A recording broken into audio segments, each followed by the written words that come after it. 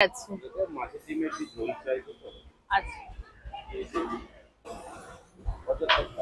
এটা কি 75 এখন আর কাঁসার তলায় যাচ্ছে না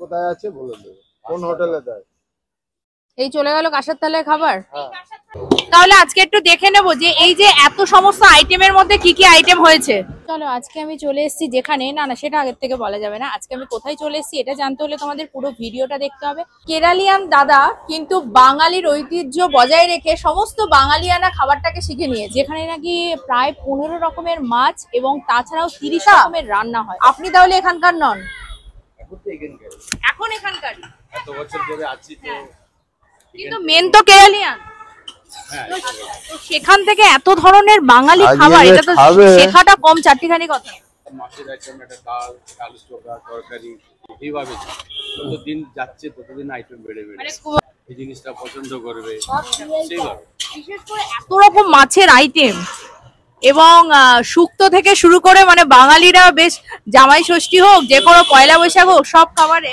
এইগুলোর জন্য রেগুলার কাস্টমার আসে আমাদের কাছে এই জন্য ওগুলো আমাকে মেনটেন করতে হয় নাহলে কি বলে অনেকজন অনেক দূর থেকেও আসে আমাদের এখানে খেতে ও এসে যদি পায় তখন খারাপ লাগে চলো এবার তাহলে দেখে নেওয়া যাক এই যে আমাদের কেরালিয়ান দাদা এখানে এত যে বাঙালি খাবার শুরু করেছে এই খাবারগুলো কত রকমের আইটেম আছে সেটা আগেই বললাম এবার দেখে নেওয়া যাক কি খাবার আছে পুরো লাইন দিয়ে মাছ হ্যাঁ দেখাও এটা থেকে শুরু মাথা এটা রুই মাছের মাথা রুই মাছ আচ্ছা এই মাছ ভাত ডাল তরকারিতে আপনার 90 টাকাও হয় 100 টাকাও হয় আর মাথা নিলে বড় ছোট খালি মাথা 60 টাকা আচ্ছা এটা হচ্ছে কাতলা কালিয়া ভাত ডাল তরকারি দিয়ে আপনার সঙ্গে আলু ভাজা লেবু পেঁয়াজ 120 টাকা চারাপোনা চারাপোনা সাইজ গুলো তো বেশ বড় বড় বিশাল সাইজ এটা হচ্ছে ভোলা মাছ ও ভোলা রুই কি একই ভোলার এই মাছ একই সাথে হ্যাঁ একই সাথে থাকে অনেক সময় আলাদা থাকে এটা কি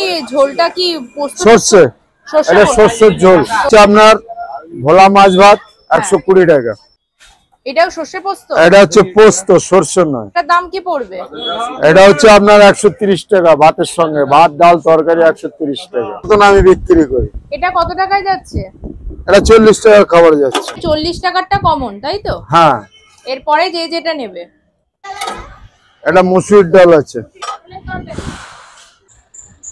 মাটনের ঝোল এটা সবজি নেবে 40 টাকার হ্যাঁ এটা হচ্ছে দই কাতলা এটা দাগা হ্যাঁ আবার পেটিও পাবেন এটাও কি সরষে পোস্ত না না এটা দই কাতলা 130 হ্যাঁ ভাত ডাল তরকারি দিয়ে এটা কি আলু চিংড়ি এটা ভাত ডাল কুচো চিংড়ি ভাত ডাল তরকারি দিয়ে 80 টাকা এটা কি আছে এটা লোকাল কাতলা আমাদের দেশি পুকুরের ও মানে এটা কি একদম জ্যান্ত না বরফের জ্যান্ত এটা হ্যাঁ আচ্ছা এই পাশেরটা এই একই এটাও তো বড় বড় পেটি হ্যাঁ হ্যাঁ চিকেন আছে 2 পিস চিকেন ভাত ডাল তরকারি হ্যাঁ 110 টাকা এটা শুক্তো একটু দেখাও দেখি এটা কিন্তু আমাদের বাঙালিদের একটা ইমোশন মানে যাই থাকবে শুক্তো থাকবে না আর এখন এরকম একটা দোকানে যে শুক্তোও দেয়া হচ্ছে এই এটা হচ্ছে শুক্তো কেউ যদি কি আলাদা করে শুক্তো নিতে চায় সেক্ষেত্রে কি দাম হবে 30 টাকা 30 টাকা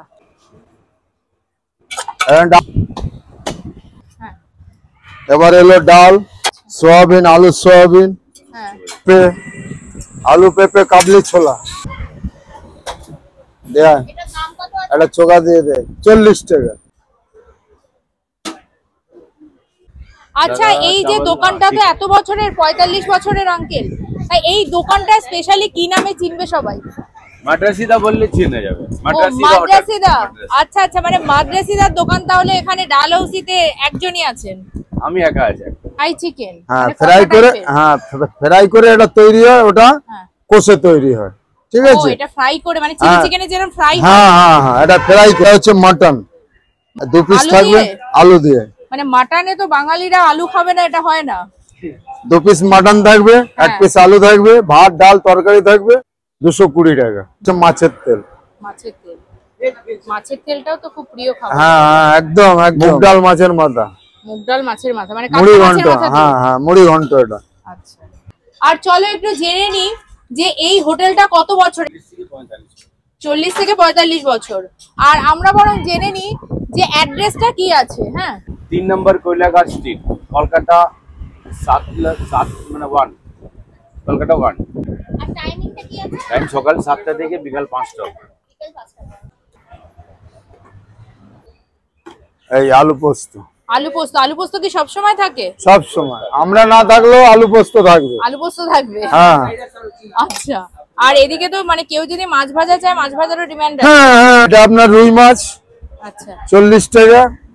এটা আপনার কাতলা, এগুলো কাতলা পিস। হ্যাঁ হ্যাঁ। ডালহৌসিতে তো একদম ভাতের হোটেলের পুরো পরপর পরপর। কিন্তু ডালহৌসিতে আমরা যখনই আসি এই দোকানে দেখি বেশ ভিড় আছে, সেটা কিসের জন্য? মানে খাচ্ছে লোকে, এত খেতে আসছে কেন? রহস্য।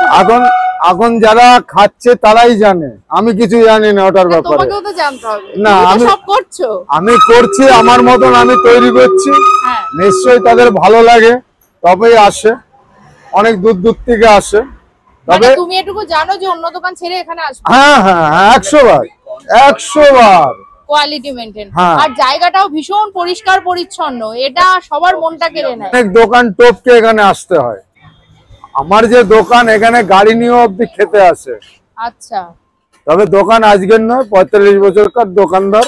আমাদের সামনে অনেক লোক ঢুকেছে অফিসে এবং সে রিটায়ার হয়ে বাড়িও চলে গেছে।